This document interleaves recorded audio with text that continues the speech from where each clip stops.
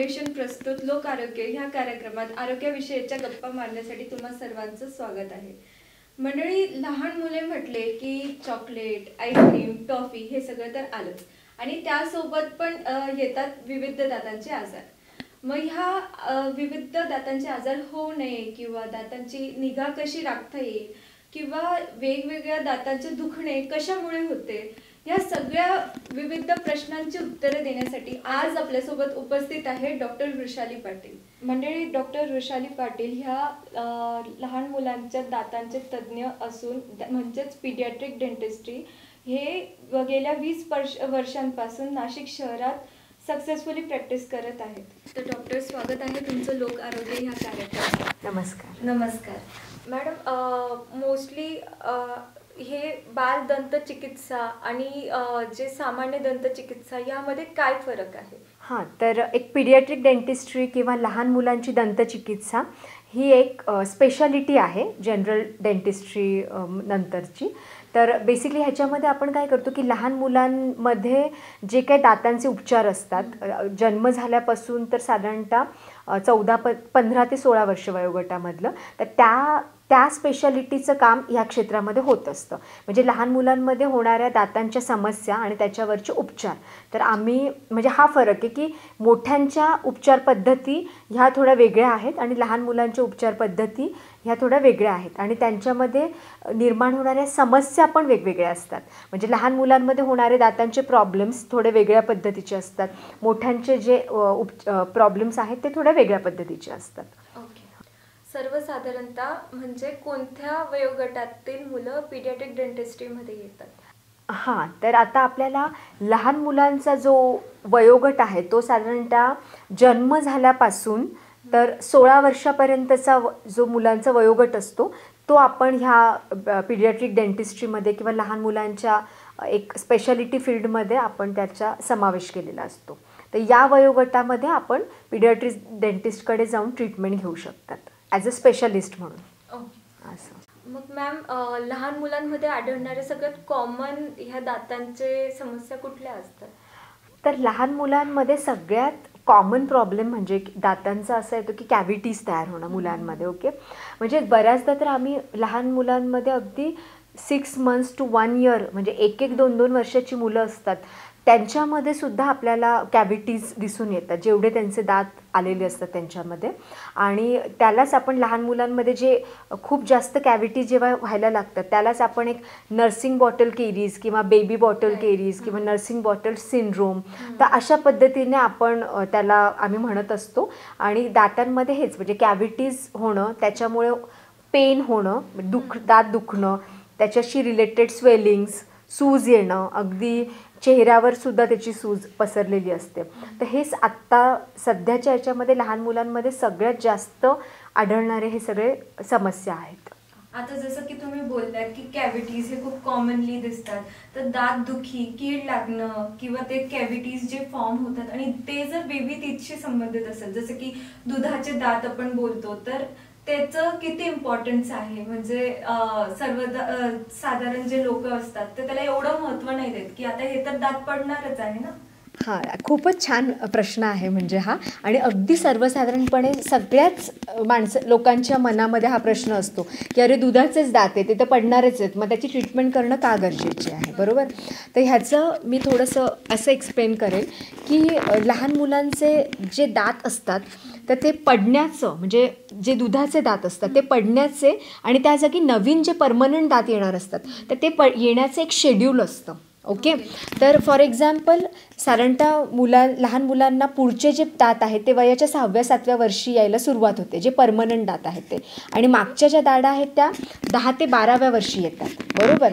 पण जे आता समजा एक 4 वर्षाचं मुलं आहे, त्याच्या दाढेमध्ये कीड लागली आहे, त्याला ते खूप दुखतं आहे, बरोबर? तर त्याला त्यावेळेस आपण म्हणतो की हां तो दात खराब झाला आहे, तर आपण म्हणतो की अरे पडणाराच दात आहे, तर मग नवीन ट्रीटमेंट का करायची?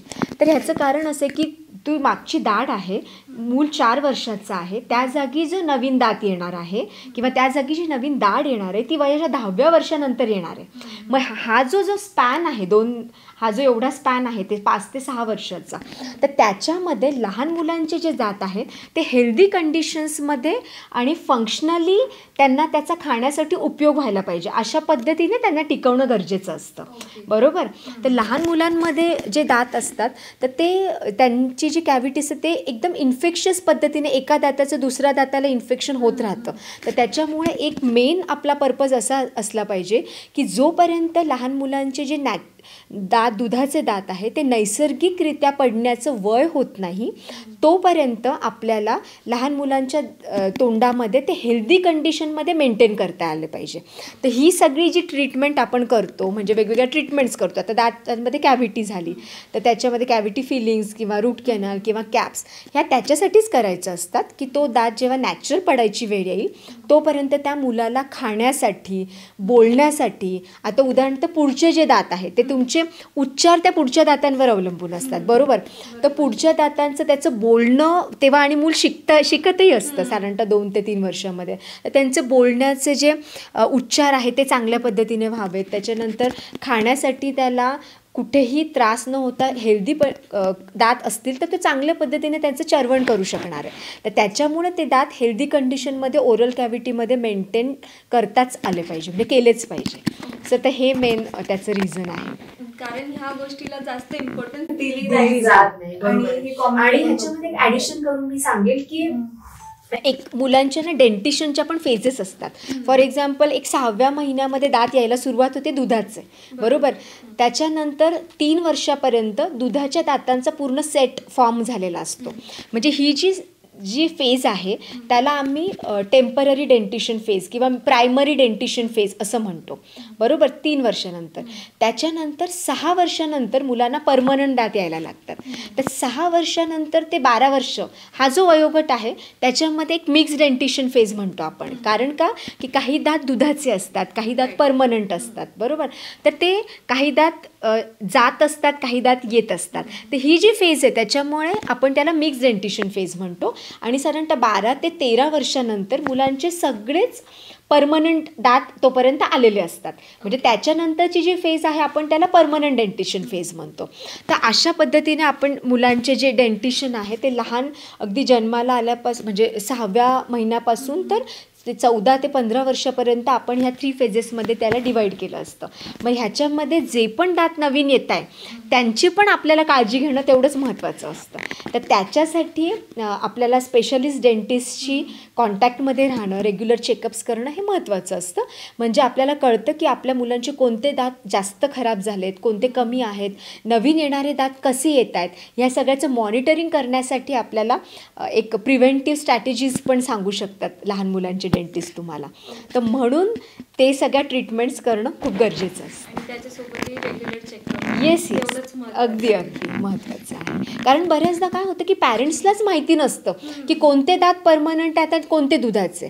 आता 6-7 वर्षाची मुलं वयोगटातली पॅरेंट्स येतात आमच्याकडे ते म्हणतात अरे अजून ते त्याच्या दाढा पडल्याच नाही आहे. पण त्यांना हे नसतं माहिती की 6व्या वर्षी त्यांचा एक मोलर ऑलरेडी सुरुवात झालेली असते यायला. तर ती त्याची परमनंट दाढ असते. तर त्याची काळजी आपण कशी घेणार किंवा ती दिसतंय आपल्याला की खराब झाली आहे मग त्याची पण आपण वेळीच ट्रीटमेंट कशी करणार. तर ह्या सगळ्याचं आम्हाला पॅरेंट्सला सगळं समुपदेशन त्यावेळेस करता येतं. तर मॅम अशा प्रॉब्लेम्समध्ये किंवा हे जे कॅव्हिटीज होतात याच्यावर कुठल्या कुठल्या उपचार पद्धती अवेलेबल आहेत.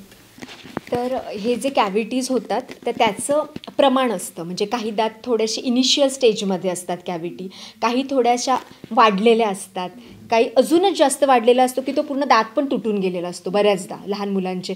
किंवा आपण बघत असतो की अगदी सगळेच दात काळेच झालेले आहेत म्हणजे दिसत पण नाही आहे दातांचा वरचा पोर्शन.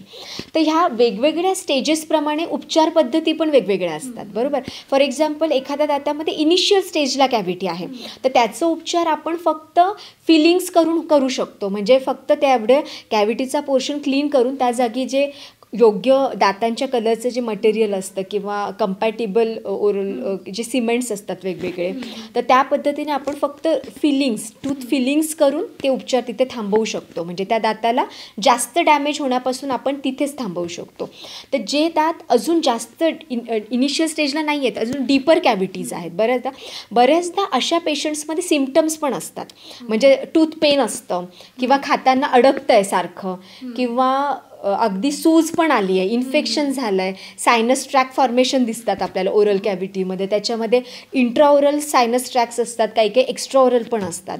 तर जेव्हा ॲप्सेस फॉर्मेशन होतं म्हणजे पस जमा झालेला असतो, तर त्यावेळेस आपल्याला, किंवा अगदी डीपर कॅव्हिटी असते, तर तेव्हा लहान मुलांची रूट कॅनल पण आपण अगदी यशस्वी पद्धतीने करू शकतो. आणि त्या दाताला प्रोटेक्ट करण्यासाठी त्याच्यावर क्राउन्स देतो आपण, कॅप्स देतो. ओके. तर त्या कॅप्समध्ये सुद्धा काही स्टीलच्या कॅप्स असतात, काही टूथ कलर्ड तुम्हाला पाहिजे असेल तर झिरकोनियाच्या पण कॅप्स असतात. तर अशा पद्धतीने वेगवेगळ्या प्रकारचे कॅप्सची आपण रेंज आहे.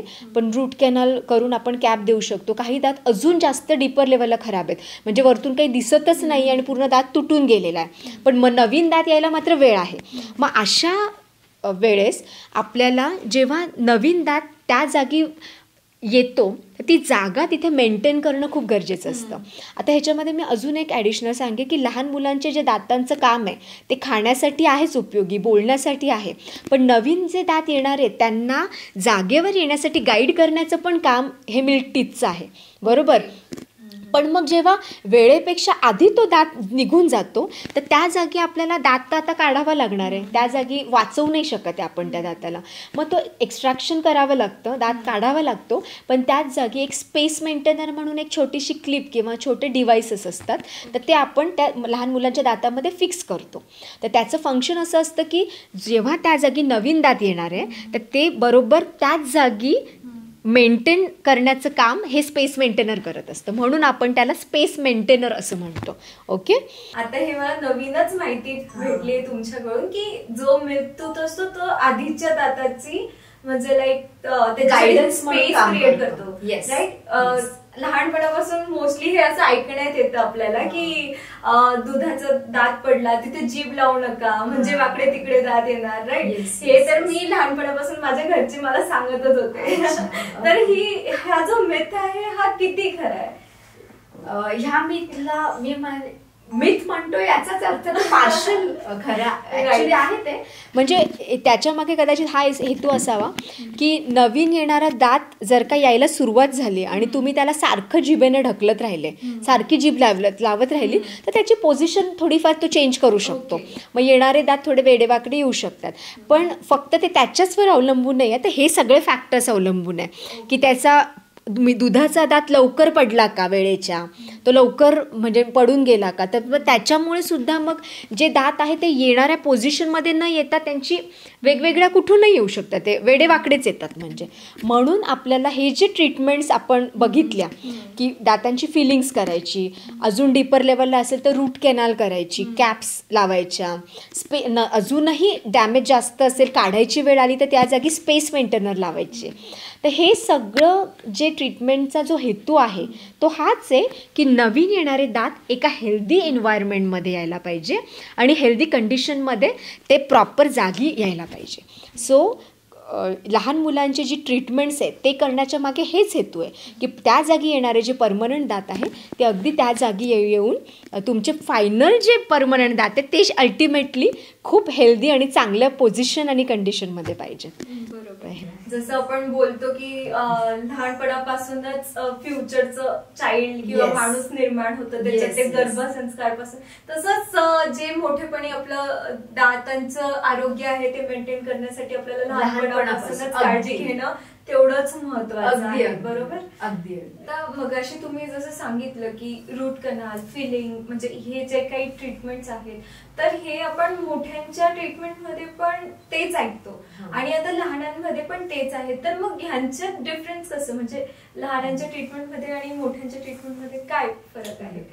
तर लहान मुलांचे जे उपचार पद्धती आहेत आणि मोठ्यांच्या आहेत त्याच्यामध्ये सगळ्याच ॲस्पेक्टमध्ये खूपच फरक आहे. म्हणजे फॉर एक्झाम्पल कॅव्हिटी फिलिंगसाठी वापरणारे आपण जे मटेरियल्स आहेत तर त्याच्यात पण फरक आहे. त्याच्यानंतर एक रूट कॅनाल प्रोसिजर म्हटली तर मोठ्यांची रूट कॅनाल एक वेगळे टेक्निक्स असतात थोडे वापरतात आणि लहान मुलांचे रूट कॅनालमध्ये वेगळे मटेरियल्स आणि टेक्निक्स थोडे यूज केले जातात. ओके. त्याच्यानंतर कॅप्सची जी पद्धत आहे त्याच्यात पण खूप फरक आहे. म्हणजे लहान मुलांचे जे कॅप्स असतात ना ते रेडीमेड असतात, त्यांचे सायझेस फक्त आपल्याकडे सिलेक्ट करून त्यांना आपल्याला फिट करायचे असतात. तर लहान मोठ्यांमध्ये कसं असतं की तुम्हाला कॅप लावायची तर कॅपचं मेजरमेंट घ्यायला लागतं. लहान मुलांच्या कॅप्सला मेजरमेंट घ्यायची गरज नसते, त्या प्रीफॉर्म्ड कॅप्स असतात. म्हणजे लहान मुलांच्या दातांच्या एक स्टँडर्ड साईजप्रमाणे आपल्याकडे अवेलेबल साईजेस असतात, त्या सिलेक्ट करून त्या ॲप्रोप्रिएट साईज एकाच वेळेस आपल्याला लगेच त्या दातावर तो क्राऊन आपल्याला फिट करता येतो. त्याच्यानंतर सगळ्यात मोठा फरक म्हणजे काय, एक बिहेवियर मॅनेजमेंट. ओके. म्हणजे काय की लहान मुलांमध्ये ची सायकॉलॉजी समजून त्यांची ट्रीटमेंट करावी लागते. मोठ्यांची जी समज आहे, आता मोठे कोणी पेशंट झाले त्यांना मी म्हटलं हां तुमची रूट कॅनाल करायची, लगेच आपण ट्रीटमेंट चालू करूया, तर ते लगेच बसतील चेअरवर, आपण ट्रीटमेंट लगेच चालू करू शकतो. तसं मला लहान मुलांमध्ये जेव्हा ट्रीटमेंट करायची असते ना तर तेव्हा एक फक्त पेशंट डॉक्टर रिलेशन नसतं, पॅरेंट, पेशंट आणि डॉक्टर असा हा एक ट्रँगल असतो. तो ट्रँगल आपल्याला कन्सिडरेशनमध्ये घ्यावा लागतो. ह्याला पिडियाट्रिक ट्रँगल म्हणतो आम्ही आमच्या टेक्निकल टर्म्समध्ये. तर ह्या ट्रँगलला खूप महत्त्व आहे. याचं कारण आहे की फक्त डॉक्टर पेशंट रिलेशनशिप नसते माझ्यासाठी, ते पॅरेंट, पेशंट आणि मी ॲज अ डॉक्टर. कारण पॅरेंट्सचा पण रोल हा खूप महत्त्वाचा असतो लहान मुलांच्या ट्रीटमेंटमध्ये. कारण बऱ्याचदा काय असतं की पॅरेंट्सलाच त्या गोष्टीची पाहिजे तशी समज नसते की लहान मुलांची ट्रीटमेंट किंवा अवेअरनेस नसतो, घाबरतातही. एक्झॅक्टली. आणि पॅरेंटल ॲटिट्यूड हा मुलांमध्ये रिफ्लेक्ट होतो इमिजिएटली. कारण घरी तुम्ही जे काही बोलतात, त्यांच्यासोबत जे डिस्कशन करतात, कधी घरात बऱ्याचदा मुलांचे असे पॅरेंट्सचे डिस्कशन होत असतात, ते लहान मुलांच्या कानावर त्यांनी ऐकलेले असतात, अरे माझं रूट कॅनल केलं, मग मला खूप दुखलं, मग माझा दात काढला, मग मला इंजेक्शन दिलं. तर आम्ही आधी पॅरेंट्सचं काउन्सिलिंग करतो की तुम्ही जेव्हा मुलांना घेऊन येता क्लिनिकमध्ये तेव्हा तुम्ही ही सगळा जो तुमचा शब्दसंग्रह आहे तो खूप केअरफुली तुम्ही बोललं पाहिजे मुलांची. आपण कुठे जातो आहे, आपण डेंटिस्टकडे जातो आहे, नाहीतर बऱ्याचदा काय होतं की पॅरेंट्स मुलांना घाबरवून पण देतात, अरे बघ बरं का तू चॉकलेट खाऊ नको नाही तर ते डेंटिस्ट तुझे दात काढून घेतात. तर ते मुलं जेव्हा म्हणजे तुम्ही अशा प्रकारचे जेव्हा लँग्वेज यूज करतात, अशा प्रकारचा ॲटिट्यूड मुलांमध्ये प्रेझेंट करतात, तेव्हा ते मुलं आमच्याकडे काय आनंदाने येत नाही, ते घाबरलेले असतात फार. प्रत्येक वेळ आपण बघतो हॉस्पिटलमध्ये मुलांना घेऊन जायचा विषय आला की ते रडायला सुरू करतात. एक्झॅक्टली. तर त्याच्यामुळे बिहेवियर मॅनेजमेंट हा एक खूप महत्त्वाचा आस्पेक्ट आहे मुलांचे ट्रीटमेंट करण्यामागे. कारण जर का मी मुलांची सायकोलॉजी समजून त्यांना डेंटल चेअर्सशी कम्फर्टेबल केलं, त्यांना क्लिनिकमधल्या एन्व्हायरमेंटशी कम्फर्टेबल आले.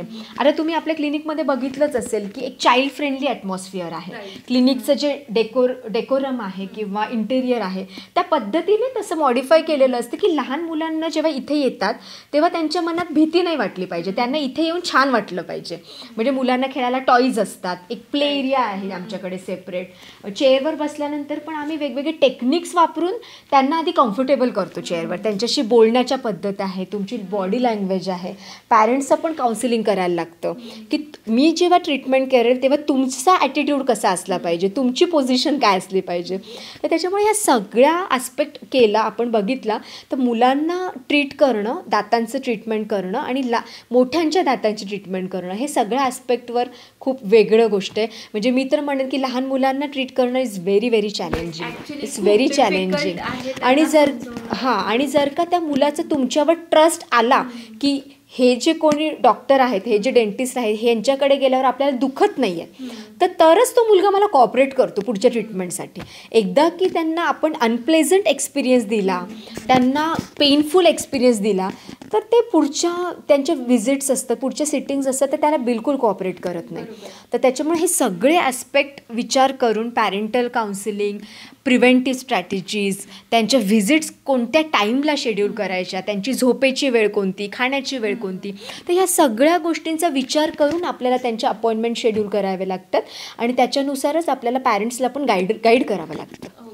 मॅम जसं की आता आपलं डिस्कशन झालं आणि तुम्ही सांगितलं की मुलांना actually it is very challenging job. जसं लहान मुलांना त्यांना समजवणं आणि हे त्यांना पेन नको व्हायला, तर मग हे पेन डेंटिस्टचा त्रास झाला म्हणजे मोठे मोठे लोकही घाबरतात. हे मी घरातही ऐकलंय आणि सगळ्यांनाही, म्हणजे इव्हन आमच्या ओपीडीत पण दातांचं दुखणं खूप दिवसांपासून आहे, तर काही औषध आहे का म्हणून पेशंट येतात. तर मग अशा वेळेस आपण लहान मुलांना कसं म्हणजे हे करणार ना, कारण इट्स व्हेरी पेनफुल. सगळे नर्व एंडिंग्स तिथेच ऍक्टिव्ह असतात, खूप जास्त असतात आणि ते खूप जास्त दुखतं.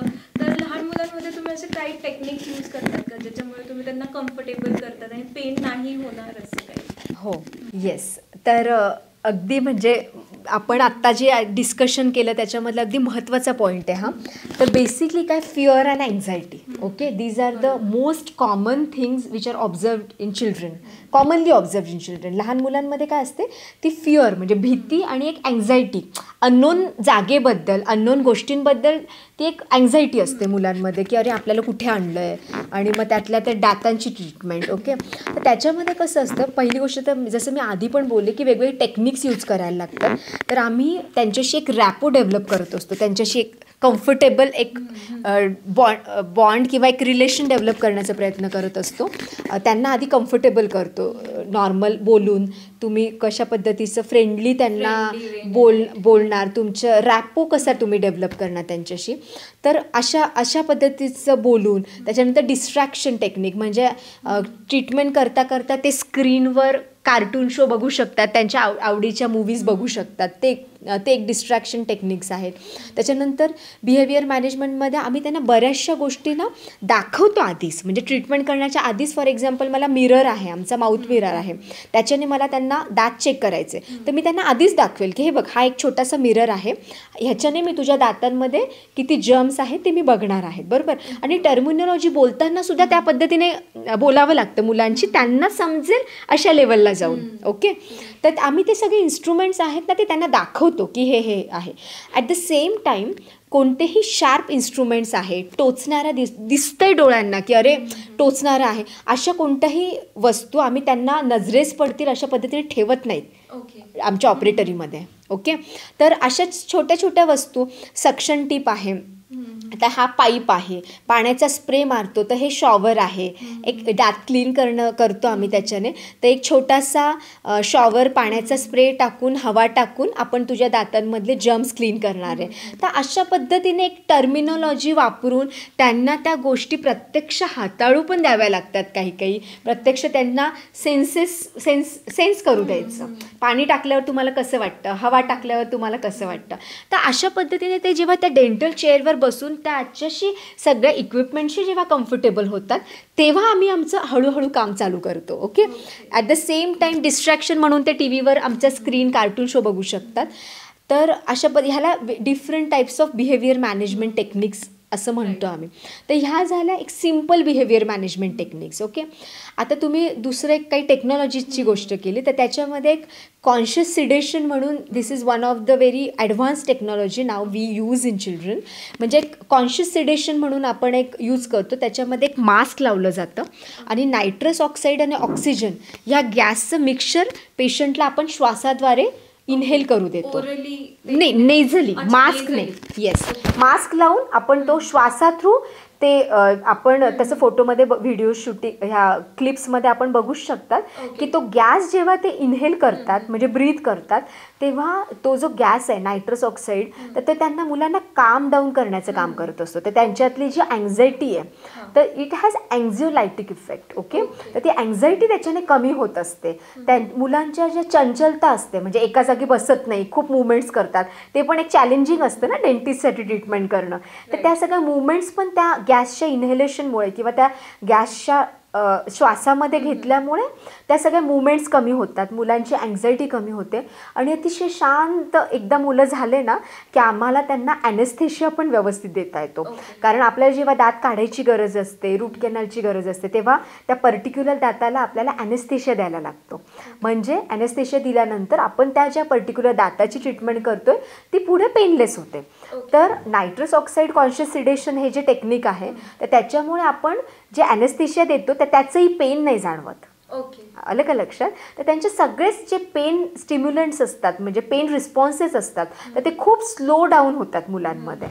तर त्याच्यामुळे आपण हे जे बेसिक बिहेवियर मॅनेजमेंट टेक्निक आणि ॲडव्हान्स बिहेवियर मॅनेजमेंट टेक्निक या सगळ्यांचं एक मिश्रण करून किंवा हे सगळ्यांचं एक प्रॉपर कोऑर्डिनेट करून पालकांशी कन्सेंट करून आपण त्यांना एक्सप्लेन करतो की आपण हे मास्क का लावतोय मुलांना.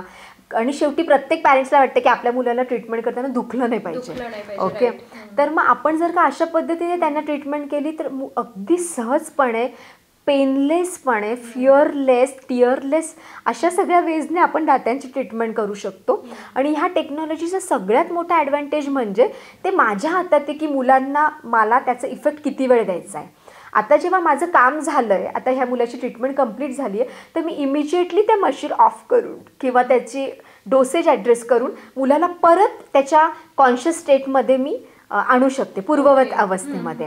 तर त्याच्यामुळे हे जे टेक्निक आहे ना त्याच्यामध्ये पेशंट कॉन्शियस असतात, बेशुद्ध वगैरे अजिबात नाही पडत, पण कॉन्शियस होऊन त्यांचे पेनफुल रिस्पॉन्सेस कमी होतात आणि आनंदात राहतात मुलं, अगदी आनंदात. जो ताणतणाव आहे ट्रीटमेंटचा तो पूर्णपणे गेलेला असतो, मुवमेंट्स कमी झालेले असतात, त्याच्यामुळे खूप कम्फर्टेबल. आणि मुलं कम्फर्टेबल असले की त्यांचे पॅरेंट्स पण कम्फर्टेबल असतात. जेव्हा त्यांना कळते अरे आपला मुलगा अगदी आरामात बसला आहे तेव्हा तेही जरा त्यांचं पण म्हणजे आरामात त्याला सगळ्या ट्रीटमेंट अगदी स्मूथली आपल्याला प्रोसीड करता येते. आणि इव्हन डॉक्टरलाही तेवढं स्मूथली हँडल काम करता येतं, इफेक्टिव्हली काम करता कारण येतं. डेफिनेटली आणि चिडचिड जर झाले मुलं तर नाही बघ. एक्झॅक्टली. मॅम आता मगाशी तुम्ही बोललात की कॉन्शियस सिडेशन म्हणजे काय, ते नायट्रस ऑक्साईड गॅस आपण इनहेल करायला लागतं, राईट? मग लहान मुलांमध्ये इनहेल करायला दिलं म्हणजे ते किती सेफ आहे? बऱ्याच पॅरेंट्सला हा प्रश्नही पडत असणार, राईट? येस. तर हा पण एक खूप महत्त्वाचा प्रश्न आहे. तर सगळ्यात आधी मी तर हे सांगेल की जर का एक्सपिरियन्स्ड डॉक्टर आहे, mind behind that technology is very important. म्हणजे जो डॉक्टर ती टेक्नॉलॉजी आपण यूज करतोय तर technology is very safe absolutely. म्हणजे नायट्रस ऑक्साईड हे फक्त आपण नायट्रस ऑक्साईड नाही देते पेशंटला इनहेल करायला, नायट्रस ऑक्साईड आणि ऑक्सिजनचं ते मिक्सचर इनहेल करत असतो पेशंट. ओके. तर ते 100% सेफ आहे. त्याच्यानंतर 2-3 महत्त्वाचे पॉईंट्स असे आहेत की पेशंट जो आहे तो पूर्ण वेळ कॉन्शियस असतो. It is called as conscious sedation. म्हणजे patient is absolutely conscious even though the patient inhale करत असतो गॅस, पण पेशंट कॉन्शियस आहे.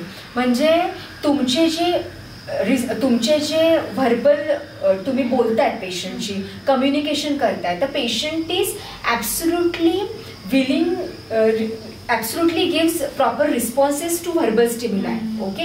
म्हणजे तुम्ही जे कम्युनिकेट करण्याचा प्रयत्न करताय तर त्याच्याशी पेशंट अगदी तुम्हाला व्यवस्थितपणे तुम्हाला रिप्लाय करतोय, तुमच्या प्रश्नांना तुमच्या इन्स्ट्रक्शन्स फॉलो करतोय.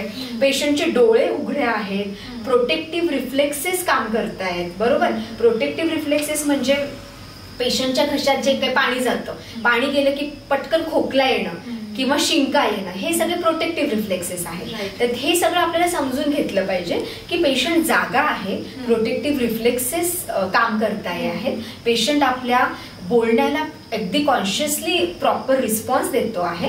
मग त्याचा अर्थ ही सगळी ट्रीटमेंटमध्ये 100% सेफ वेने आपल्याला करता येते. म्हणजे तो पेशंट बेशुद्ध नसतो, शुद्धीत असतो. येस. म्हणून ते खूप सेफ आहे, 100% सेफ आहे. आणि त्याच्यामध्ये एवढंच आहे की ही टेक्नॉलॉजी कशी वापरायची, किती प्रिसाइजली वापरायची, ह्याचं सगळ्याचं जर का तो वापरणारा जो डेंटिस्ट आहे तो जर का एक्सपिरियन्स्ड असेल, नॉलेजेबल असेल, ते तुमची मशीन काय क्वालिटीचं आहे तुमच्या, तर ह्या सगळ्या गोष्टी जर का असणार आहे तर ते टेक्नॉलॉजी 100% सेफ आहे आणि कम्फर्टेबल आहे.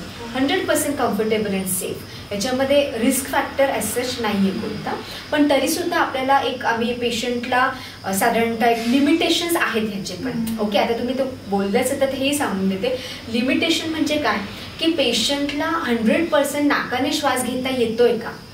उदाहरणार्थ पेशंटला ऑलरेडीच तुमच्या सर्दी खोकला झालेला आहे, त्याचं नाक पूर्ण ब्लॉक आहे, ॲडिनॉइड्स त्याची एनलार्ज आहेत किंवा नेझल टर्बिनेट्स आपल्या नाकामध्ये घशामध्ये जर का काही त्या ग्रंथी आपल्याला सर्दीमुळे बऱ्याचदा त्यांची साईज वाढलेली असते, तर तशा पद्धतीचे जर का ब्लॉकेज आहे तुमच्या ENT पूर्ण पॅसेजमध्ये, तर अशा वेळेस आपण मास्क लावून इनहेल ही थेरपी ह्या टेक्नॉलॉजी आपण नाही वापरू शकत, कारण पेशंट पूर्ण नाकाने श्वास घेतच नाहीये, त्याच्यामुळे त्याचा इफेक्टही त्यांच्यामध्ये जास्त दिसणार नाही. आणि बऱ्याचदा माउथ ब्रिथिंग असतं अशा पेशंट्सला, तर अशा वेळेस आपण ही इफेक्टिव्हली नाही वापरू शकत टेक्नॉलॉजी.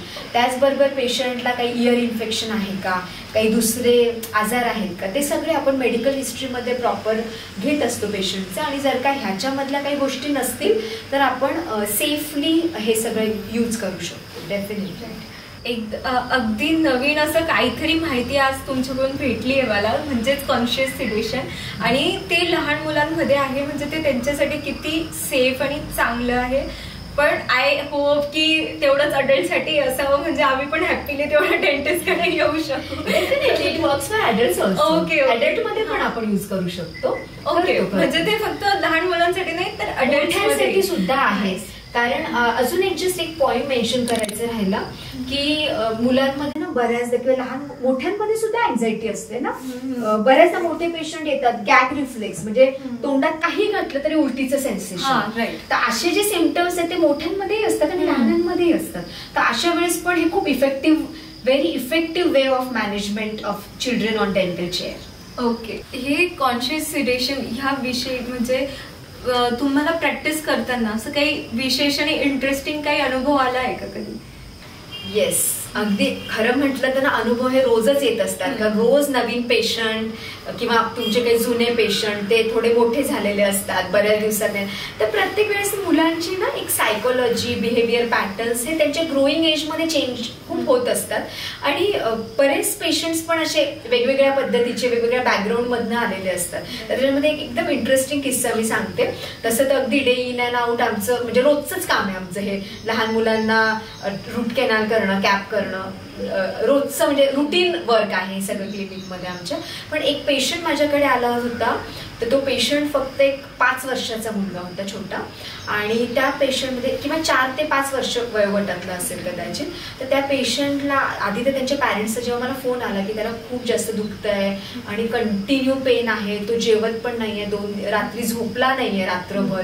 तर या पद्धतीचं त्याचं पेन वगैरे त्या सगळ्या गोष्टी होत्या. अचानक दुखायला लागलं? हा, अचानक दुखायला लागलं. तर आधी कॉल करून येतात ना अपॉइंटमेंट, तर त्यांनी मला फोनवरच ही सगळी हिस्ट्री दाखवली. त्याच्यानंतर पेशंट क्लिनिकमध्ये आले.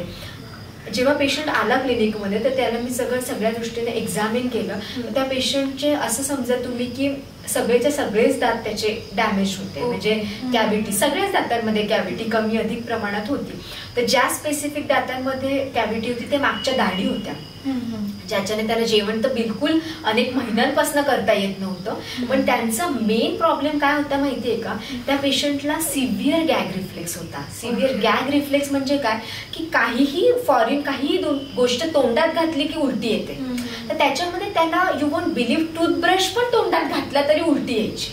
ओके, तर तुम्ही विचार करा, तो पेशंट ऑलमोस्ट 1-2 वर्षांच्या असल्यापासून त्या पॅरेंट्सने खूप वेळा ट्राय केलं की आपण त्याचे टीथला ब्रश करूयात, पण ते ब्रश करूच शकायचं नाही, कारण तो ब्रश तोंडात घातला की पेशंटला उलटीच यायची. म्हणजे त्यांनी 1-2 वर्ष ब्रशच नाही केला. एक्झॅक्टली. तर म्हणजे तुम्ही विचार करा, पॅरेंट्स मला सांगतायत की आम्ही प्रयत्न करतो त्याचा ब्रश करायचा, पण ब्रश तोंडात घातला की त्याला उलटी येते. आणि आम्ही सगळेच प्रयत्न करून बघितले त्यांनी, आणि त्याच्यामुळे तो पेशंटला दातांची हेल्थ खूपच डॅमेज, म्हणजे खूपच खराब होती ओरल हेल्थ. आणि दुसरी महत्वाची गोष्ट म्हणजे ते डेंटिस्टकडे त्यांना घेऊन पण गेले दुसऱ्या, की त्यांनी ट्रीटमेंट, आता दात खराब आहे तर तेही करण्याचा प्रयत्न केला. पण त्याला तुम्ही विचार करा, जो मुलगा टूथब्रश आपल्या तोंडात स्वतःच्या हाताने पण ब्रश नाही करू शकत आहे, तर दुसऱ्यांनी त्याच्या तोंडामध्ये एखादी वस्तू घातली, फॉर एक्झाम्पल आमचा छोटा माउथ मिरर आहे किंवा अगदी छोटा कॉटन रोल आहे, ते पण मी त्याच्या तोंडात थोडा ठेवण्याचा पण चेक पण करण्याचा प्रयत्न केला की लगेच त्याला उलटी. Can you believe, can you imagine that? तर अशा पद्धतीने तुम्ही नॉर्मल वेने ट्रीटमेंट कशी करू शकणार ना? किती पण तो child was very cooperative, very nice, very म्हणजे प्रॉपर इन्स्ट्रक्शन फॉलो करणारा होता तो मुलगा, ऐकणारा होता. पण this is something which was not in his hand. म्हणजे तो बिचारा समजवायला की तो ऐकायचा पण जेव्हा पण आपण काही करायला जायचो तो इमिजिएटली लगेच उलटीचं सेन्सेशन. तर अशा पेशंट्समध्ये ट्रीटमेंट करणं हे केवढं तरी चॅलेंजिंग आहे. मग अशा वेळेस मी जेव्हा त्याला नायट्रस ऑक्साईड इन्हेलेशन मास्क लावून त्याला त्या प्रोसिजरमध्ये घेतलं, तेव्हा तो जेव्हा पूर्णपणे शांत झाला, त्याचा सगळ्यात मोठा फायदा म्हणजे त्या ट्रीटमेंटच्या दरम्यान त्याचे गॅग रिफ्लेक्सेस पूर्णपणे बंद होते, सप्रेस झाले आणि त्या ड्युरेशनसाठी मला त्याची ट्रीटमेंट करता आली. म्हणजे तुम्ही विचार करा. मग त्याच्यानंतर मी त्यांना अजून घरी पण काही दुसरे टेक्निक सांगितले की ज्या थोडे ब्रीदिंग एक्सरसाइजेस वगैरे, की ज्याच्याने तो जसा जसा मोठा होईल तसं त्याचा गॅग रिफ्लेक्स थोडासा कमी होत जाईल. पण आत्ता माझ्या 5 वर्षाच्या मुलासाठी महत्वाचं काय आहे की त्याची ओरल हायजीन आधी रिपेअर करणं, त्याचे जे डॅमेज झालेले दात आहे त्याला फंक्शनमध्ये आणणं, त्याला इन्फेक्शन पासून वाचवणं. तर अशा वेळेस तर मला हे कॉन्शियस सेडेशन म्हणजे एकदम एक इफेक्टिव्ह म्हणजे खूपच इफेक्टिव्ह टेक्निक वाटतं की ते लावल्यावर तो अगदी आरामात बसतो शांतपणे आणि without any interference, without any interruption आपल्याला स्मूथली मला त्याची ट्रीटमेंट करता आली. तर अशा पद्धतीने आम्ही त्यांची प्रत्येक व्हिजिटला येऊन आणि त्याच्यामध्ये हळूहळू मग ती इम्प्रूव्हमेंट पण होत गेली. कारण त्याच्या मनामध्ये आता हे बसलं की मला हे दातांची ट्रीटमेंट करताना आता उलटी नाही होत. ओके, तर मग हळूहळू मुलांचं ना ते एक पॉझिटिव्ह प्रोग्रामिंग पण होत राहतं, एक पॉझिटिव्ह म्हणजे माइंड त्यांचं त्याला तशा वेने ते तयार पण होत जातं की आपण जेव्हा दातांची ट्रीटमेंट घेतो किंवा हे डॉक्टर जेव्हा आपल्या दातांमध्ये काही सिमेंट लावतात, कॅप लावतात, तर तेव्हा आपल्याला दुखत नाहीये. तर मग नेक्स्ट टाइम जेव्हा पेशंट येतो तेव्हा तो हॅपीली येतो, पॉझिटिव्ह त्याच्या मेमरीज घेऊन येतो. असं म्हणजे आपण त्यांना पेनफुल मेमरी देऊन नाही पाठवत, आपण त्यांना पॉझिटिव्ह मेमरी देऊन पाठवतो जर का पेनलेस आणि अँझायटी फ्री ट्रीटमेंट केली तर. आणि हे जे त्याचं गॅग रिफ्लेक्स होतं म्हणजे विथ फॉलोअप्स कमी झालं की आता अजूनही आहे. आता ते इतकं सिव्हिअर आहे की ते जसं जसं तो मोठा होईल थोड्या अजून काही गोष्टींमध्ये, पण ऍटलिस्ट मी त्यांना ना ब्रशिंग टेक्निक्स थोडे इफेक्टिव्ह शिकवले की तुम्ही कमी वेळात गाणं म्हणता 1 2 3 4 म्हणता पटकन ब्रश कसा फिरवायचा. आता गॅग रिफ्लेक्स आहे म्हणून ब्रशिंग तर बंद नाही करू शकणार ना, त्यात अशी थोडीशी टेक्निक आम्ही शिकवत असतो त्यांना, ब्रशिंगचे टेक्निक्स कमी वेळात कसे होईल. तर तशा पद्धतीने तो ओरल हायजीन वाईज इम्प्रूव्ह होतोय, पण गॅग रिफ्लेक्स त्याचा अजूनही गेलेला नाही आणि तो होईल हळूहळू कमी हो. अच्छा, आणि म्हणजे हा गॅग रिफ्लेक्स बाकीच्या इन्स्ट्रुमेंट किंवा काही गोष्ट तोंडात टाकल्यामुळे होतो की जेवतानाही त्याला होत होता? जेवताना म्हणजे कसं होतं की थोडस जास्तीचं मोठं काही घातलं तर म्हणजे मोठे घास घेतले म्हणजे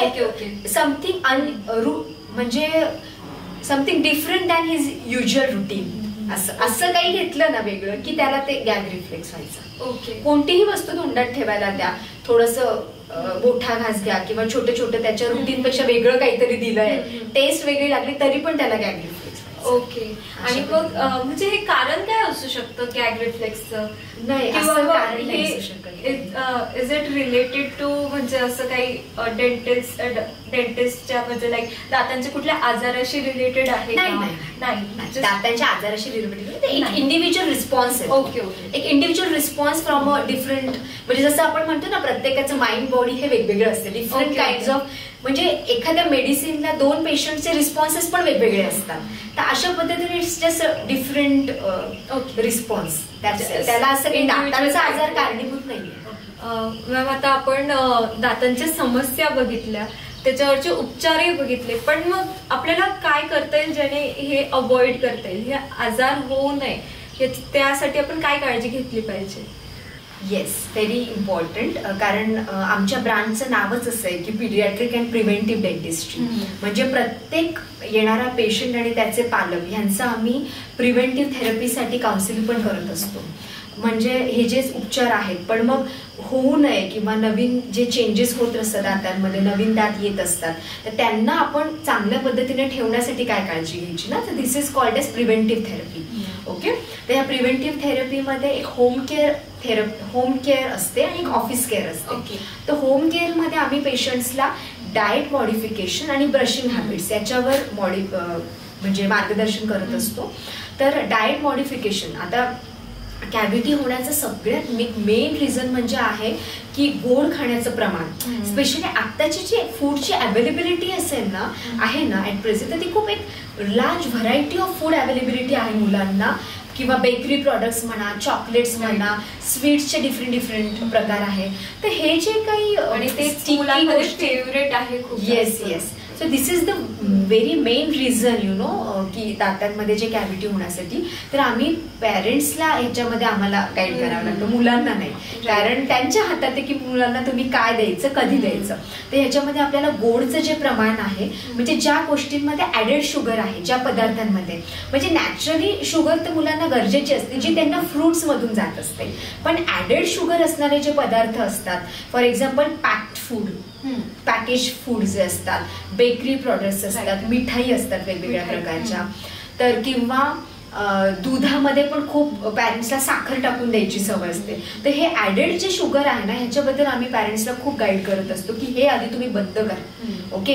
किंवा काही काही मुलांना स्वीट लवर असतात, म्हणजे इतकं त्यांना गोड आवडतं की आपण पूर्ण बंदही नाही करू शकत. मग ते स्ट्रॅटेजिकली कसं बंद करायचं, तुम्ही त्यांच्याशी कसं मॉडिफाय ते करू शकतात. For example, in between snacks मध्ये तुम्ही गोड नाही द्यायला, मील्स मध्ये तुम्ही गोड नाही द्यायला पाहिजे.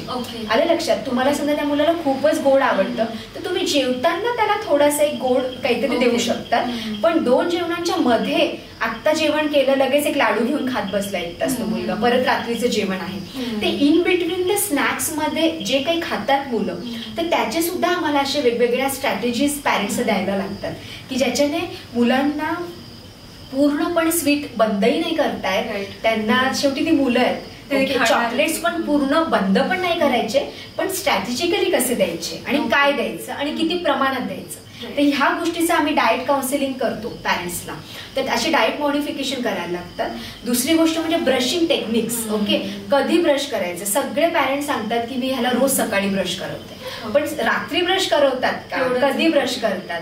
बरं, ब्रश केल्यानंतर परत ते मूल दुधाची बॉटल घेऊन झोपतं का, मग काय फायदा. बिकॉज दुधामध्ये सुद्धा एक नॅचरली एक्झिस्टिंग शुगर असते, that is very, it is not good for his dentition. Okay. त्याच्यामुळे काय होतं की ते दूध पण दिल्यानंतर तुम्ही ब्रश करा, असं आम्ही पॅरेंट्सला सांगत असतो. तर असे डाएट मॉडिफिकेशन आणि ब्रशिंग हॅबिट्स ही आम्ही सगळी होम केअर पेशंट्सला सांगतो. त्याच्यानंतर ऑफिसमध्ये आपण काय घ्यायचं, तर आमच्याकडे फ्लोराईड वॉर्निश नावाचे एक सोल्युशन असतं किंवा एक जेल असते. तर ज्या मुलांना अगदी हाय रिस्क केलीज आहे त्यांना आम्ही एव्हरी 3 मंथ्सली कंपल्सरी आमच्याकडे व्हिजिट करायला लागतो की काही त्रास नसेल तरी यायचं फ्लोराईड वॉर्निश लावून घेण्यासाठी. ओके.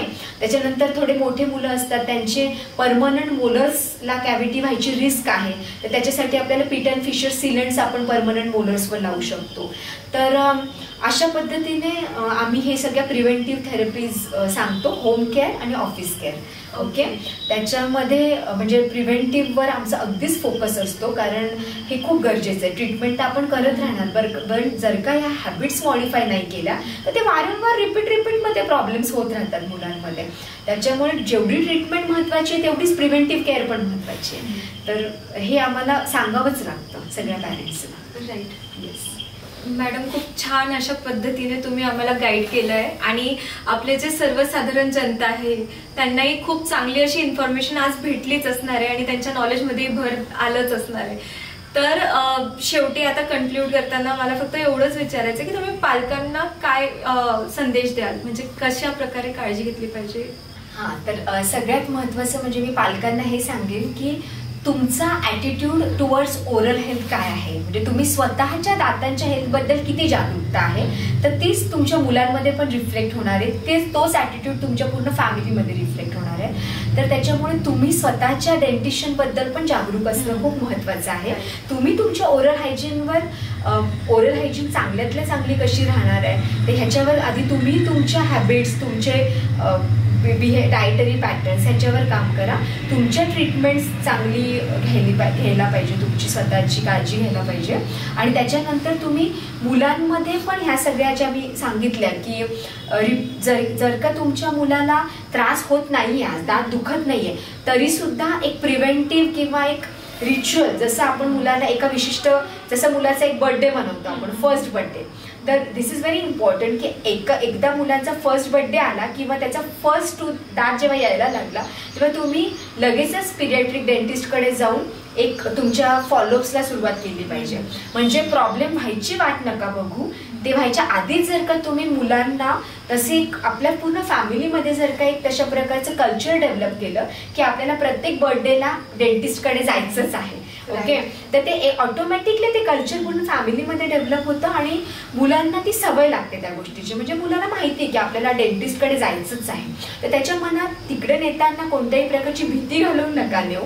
एक रुटीन, कॅज्युअल आणि तुझे ओरल हेल्थ चांगली ठेवण्यासाठी आपण डेंटिस्टकडे जातो असं पॉझिटिव्ह रिइन्फोर्समेंट आणि पॉझिटिव्ह ॲटिट्यूड घेऊन तुम्ही रिपीटेड डेंटिस्टकडे फॉलोअप ठेवणं गरजेचं आहे. ओके, तो प्रॉब्लेम व्हायची वाट बघू नका. प्रॉब्लेम नसतानाही तुम्ही डेंटिस्टकडे जा, म्हणजे तुम्हाला खूप चांगली ओरल हेल्थ मुलांमध्ये कायमस्वरूपीसाठी मेंटेन ठेवता येईल. कारण prevention is always better than definitely. Yes. धन्यवाद मॅडम. खूप छान अशा पद्धतीने तुम्ही खूप सहज सोप्या भाषेत आपल्या श्रोत्यांना माहिती दिली आहे आणि ती नक्कीच त्यांच्यासाठी गरजेची असणारच आहे, हे तर 101% शुअर. तर मंडळी, आज आपण पाहिलं की दातांचे लहान मुलांमध्ये दातांचं आरोग्य राखणं किती महत्वाचं आहे, त्याच्याबद्दलचे विविध आजार जाणून घेतले आणि त्यांची काळजी घेणं, निगा राखणं किती सोपं आणि घरच्या घरी शक्य आहे. आजचा एपिसोड तुम्हाला उपयुक्त ठरला असेल अशी आशा करते. तर मंडळी, पुन्हा भेटूया लोक आरोग्याच्या पुढच्या एपिसोडमध्ये आरोग्याविषयी चर्चा करण्यासाठी. धन्यवाद. येस.